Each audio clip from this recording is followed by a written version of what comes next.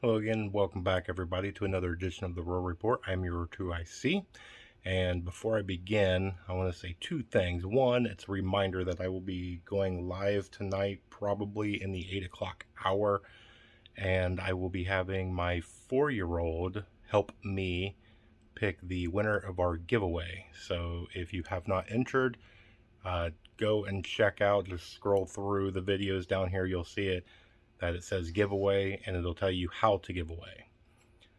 Now, on this one, I'm going to continue doing coverage on the Israeli war, but I will not be putting the little things up right in here because, for whatever reason, my first couple, I have gotten tons of positive feedback, a lot of good things.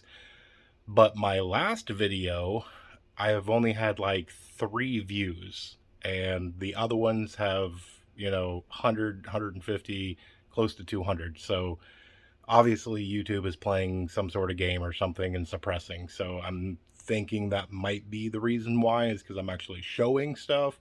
So in this one, we'll try it. We'll see what happens. If it goes the same, then I'll go back to the old school because I'd rather show you where I'm getting my info. So let's go ahead and make this real quick. So first one is the IDF spokesman says the Army will assess the number of civilians still in Gaza to see if it is acceptable for the combat ground operations to begin. Now that goes back to the thing from not yesterday, the day before, where they said that they were going to give a 24-hour notice to vacate the top, kind of like third, not quite half, and move south. And uh, the time was already up. They haven't done anything yet, so there's no anything on that to whether that was if that was a threat, if that was some sort of saber rattling, if that was some sort of diversionary tactic or something to buy some time or something, whatever it was. They haven't done it yet.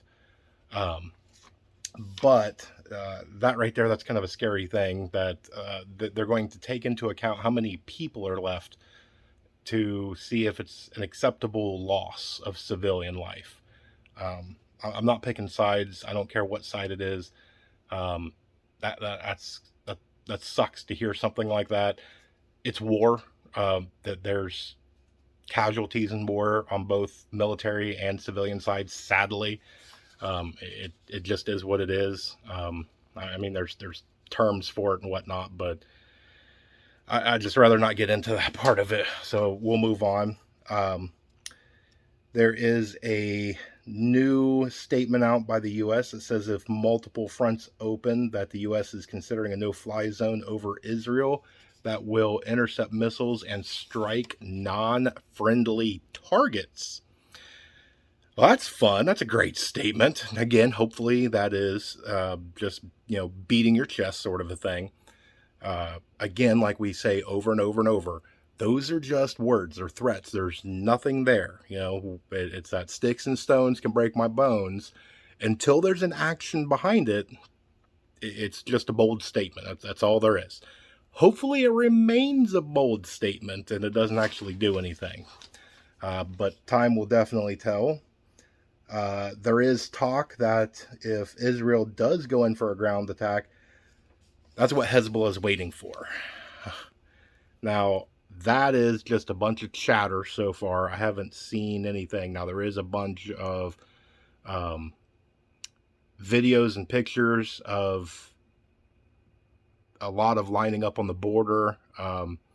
There's a lot of pictures and videos of Israel actually having armored vehicles and tanks actually on city streets. Usually you don't do that unless you plan on doing something with them. So they are strategically moving them into a position now. Either that is a defensive position, an offensive position, or a show of force, or diversion or whatever. But I mean, it's definitely, they are, from what I can tell, they're on the streets, and that might be what they're waiting on. They have been saying for a while that the ground offensive is imminent, and so it's been a couple of days since they've been saying it's going to happen, maybe tonight, maybe this. Maybe this is what they're holding back for, is because if they go in, somebody comes in behind them and starts, so maybe that's what they're holding off for. Um, which Iran has, through the use of the UN, has warned Israel that if they do go in for a ground offensive, that they will attack. So again, another saber rattling. This one is a lot more of an official threat, because this is provable that they went through the UN. So there is an official statement. They did take credit for it. The UN did publish that this actually happened. Now again, an official threat can be just that. Until there's actions behind it, it's nothing more. But a lot of this shows that a lot of this is starting to heat up a lot. A lot more bold statements from both sides and from people, neighboring countries and whatnot. Another one that I saw that was quite interesting was that Israeli Channel 14 says that they are going to use the world's first laser weapon in the offensive. Now, I find that to be very, very interesting. I know that there's a lot of talk and there's a lot of people that are discussing lasers and energy weapons and whatnot, but to go out and actually say, that we're going to use it, I figured Israel would have, some sort of direct energy weapon or a laser weapon or something along those lines. I really haven't seen anything here in the recent that they've had one or been testing it or anything like that. Doesn't surprise me. It'd be interesting to see if they do in fact use it, what its capabilities is, how effective it is, and things like that. Real quick, to go on a head-to-head on a sheet of paper and put Hamas versus Israel, hands down, Israel wins. I mean, it's just one of those things. It's a high school football team versus professional athletes. They're both playing football, but one well outmatches the other. So what do? Now, this has been in a bunch of stories and a bunch of movies and different things like that. So, I mean, think about things like the 300 and different movies and TV shows and whatnot. You use things to your advantage to take the numbers and the technology and things like that down. So, to do a ground offensive in territory that is not your own, so you're going into their backyard to where they already have things set up. So they have booby traps, they have foxholes and spider holes and different tunnels and things already set up and whatnot. There's one disadvantage. Now, two, a civilian laden, very heavily populated offensive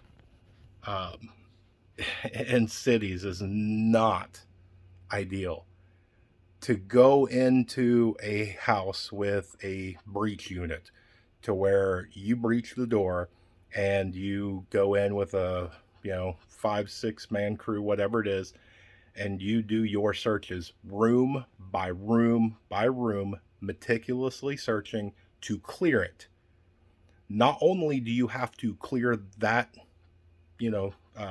place, so let's say it's an apartment complex. It's got 2 stories and 5 apartments on each one. Not only do you have to clear that, and that takes a lot of time, and that plays a lot on you. That's a very exhausting thing to do. So you have to go through and dangerously clear all that. You have to keep it clear after you do it, because once you clear the bottom story and you move up to the top story, doesn't mean that you missed something or that somebody didn't sneak in there, or you clear the whole building and you move next door to the next building and somebody doesn't sneak into that building. Or it's one of those ones that if they go into a ground offensive, it's going to get ugly very fast. You're going to see those death toll numbers rise. You're going to see the injury numbers rise. You're going to see a lot more pictures and videos and horror stories than you are right now. Right now is just the preview of what could come. And I don't like seeing them now. There is some horrific things that I have seen. Horrible, horrible. I mean, almost nightmarish things. Uh, it's a part of war. It's a part of mentally getting yourself prepared, because if something is to happen, you're going to see injury. You're going to hear those noises. You're going to see things that you don't want to see. And, you know, pray to God you never have to.